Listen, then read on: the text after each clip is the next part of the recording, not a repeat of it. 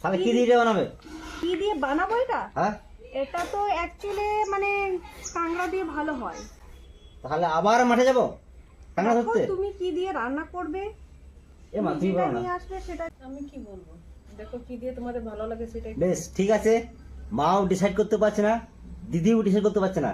তোমার এখন কাঁকড়া ইচ্ছে তো কাঁকড়া দিয়ে খাওয়া, ঠিক আছে, আমি কাঁকড়া আবার আনবো। ঠিক আছে তো? খুশি? দেখো যেটা পাও। আর এখন তো বর্ষাকাল, মাঠে মাঠে কাঁকড়া তো অ্যাভেলেবেল।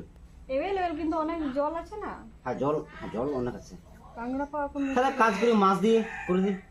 তাহলে বন্ধুরা, শাপলা ফুল আজকে দিদি রান্না করবে মাছের মাথা দিয়ে। কারণ আমি সকাল থেকে অনেক পরিশ্রম করেছি, কারণ অনেকটা সাঁতার কেটেছি, তারপর শাপলা ফুল বাবা, তুলেছি। কি এমন পরিশ্রম করেছো। হ্যাঁ, এই পুকুরে জল কম নয়, প্রচুর জল। বেশ, তুমি এটা কাটাকাটি করো। তাহলে মা, তুমি যাও বাজারে, একটু মাছ নিয়ে আসো।